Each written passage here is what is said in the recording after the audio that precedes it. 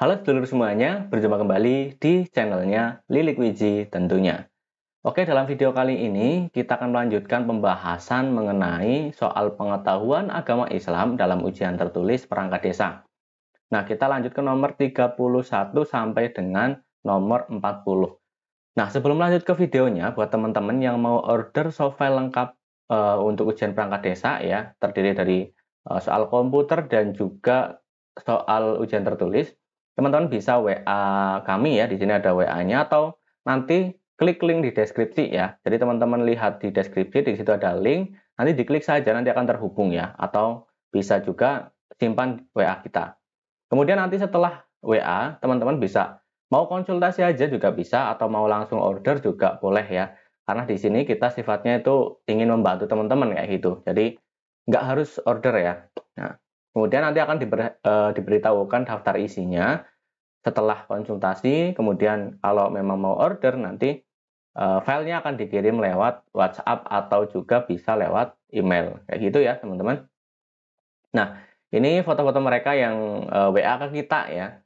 Alhamdulillah kalau yang order mereka ada yang WA. Alhamdulillah Mas, ini saya lolos gitu. Nah, ini ada foto-fotonya pada saat pelantikan dan pada saat ini ada yang setelah ujian atau persiapan. Nah, ini ada yang setelah pelantikan bareng sama kadesnya ya. Ini. Nah, ini WA-WA dari mereka juga. Ucapan terima kasih ya setelah karena berhasil lolos menjadi perangkat desa. Nah, ini ya. Sekedar penyemangat ya buat teman-teman biar nanti teman-teman belajarnya itu yang lebih serius seperti itu. Oke, next. Langsung saja kita ke videonya ya. Nomor 31. Malam Nuzulul Quran merupakan peristiwa di mana kitab isi Al-Quran diturunkan kepada Nabi Muhammad SAW melalui malaikat Jibril.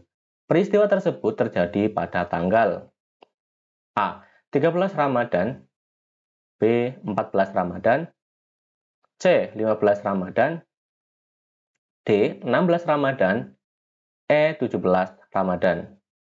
Jawabannya yang mana nih teman-teman? Ya, jawabannya yang betul adalah yang E ya. Jadi malam nuzulul Quran itu terjadi pada tanggal 17 Ramadan. Ini teman-teman bisa diingat-ingat ya. Lanjut nomor 32.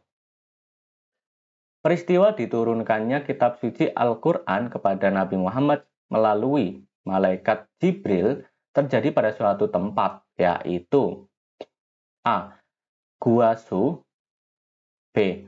Gua Uhud, C. Gua Hiro, D. Jabal Uhud, E. Jabal Rohmah. Jawabannya yang mana nih teman-teman? Jadi tebak ya, jawabannya yang betul adalah yang C ya. Jadi peristiwa diturunkannya kitab suci Al-Quran kepada Nabi Muhammad SAW melalui malaikat Jibril itu terjadi pada suatu tempat. Nah, nama tempatnya apa? Nama tempatnya adalah Gua Hiro. Ya, gampang ya diingat-ingat ya. Tapi kalau misal udah lama nggak belajar pasti ya tetap aja lupa gitu. Next, nomor 33. Nah, Al-Quran diturunkan secara berangsur-angsur dalam tempo waktu titik-titik. A. 2 tahun 2 bulan 22 hari. B. 2 tahun 2 bulan 2 hari. C. 22 tahun 2 bulan 2 hari. D. 22 tahun 2 bulan 22 hari. E. 22 tahun 22 bulan 22 hari. Nah, ini jawabannya mana nih teman-teman ya? Ini pilihan gandanya agak membingungkan ya. Mengecoh kita gitu. Jadi nanti teman-teman pada saat ujian saya harapkan untuk fokus ya, fokus memahami soalnya dan juga pilihan gandanya. Jawabannya yang betul adalah yang D ya. 22 tahun, 2 bulan, 22 hari. Jadi 22, 2, 22 kayak itu. Ya, biar teman-teman mudah cara ngafalinya itu ya. 22, 2, 22. Nah, tapi gini juga teman-teman. Siapa tahu ya nanti pada saat ujian itu dibolak-balik juga bisa. Misal harinya di depan, kemudian tahun, kemudian yang terakhir bulan juga bisa ya. Jadi teman-teman harus ingat tahunnya, bulannya, dan harinya, karena bisa saja nanti dibolak-balik pada saat ujian gitu. Nah, ini melatih kita ya untuk memahami konsep soalnya gitu. Next 34. Rasulullah Shallallahu Alaihi Wasallam menerima wahyu pertama kali di Gua Hiro pada hari titik-titik. A. Senin, B. Selasa, C. Rabu, D. Kamis, E. Jumat. Nah, jawabannya mana nih teman-teman? Jawabannya adalah yang A ya, hari Senin. Ya. Next, nomor 35. Nah, rukun wudhu yang benar berjumlah A. 3, B. 4, C. 5, D. 6, E. 7. Ayo, nih ya. Rukun wudhu yang benar berjumlah. Jawaban yang betul adalah yang D ya. Rukun wudhu yang benar berjumlah 6. Next, 36. Gelar kenabian istimewa yang diberikan kepada para rasul yang memiliki kedudukan khusus karena mempunyai keteguhan hati, ketabahan, dan kesabaran luar biasa dalam menghadapi berbagai ujian dakwah adalah A. Ulil Amri, B. Ulul Azmi, C. Ulil Albab, D. Ulil Absor, C. Ulul Ilmi. Nah ini ya soalnya agak panjang ya, lumayan panjang ya teman-teman, nanti ya saya harapkan nanti bisa tetap fokus ya, meskipun soalnya panjang.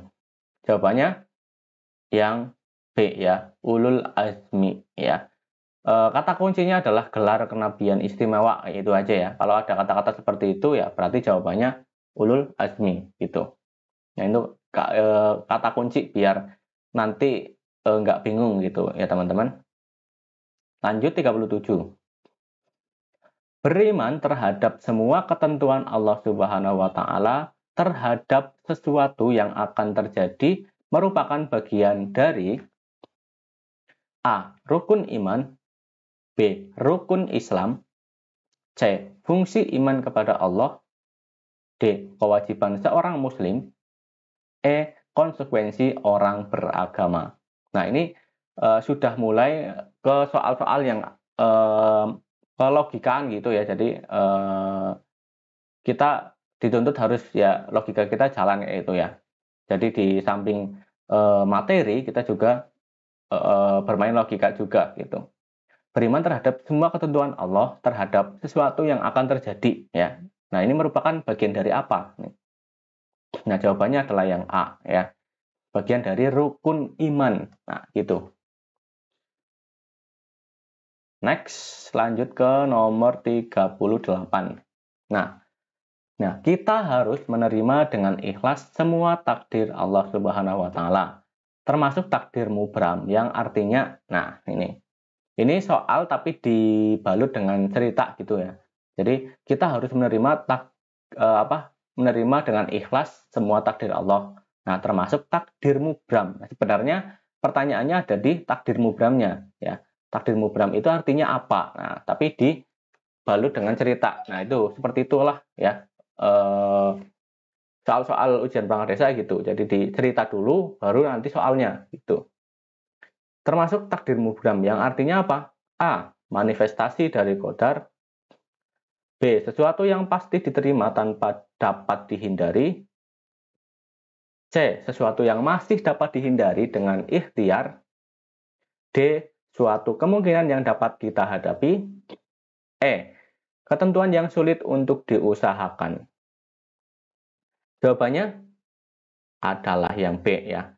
Jadi takdir mubram itu adalah sesuatu yang pasti diterima tanpa dapat dihindari. Nah, gitu teman-teman. Ya, kata kuncinya kayak gitu.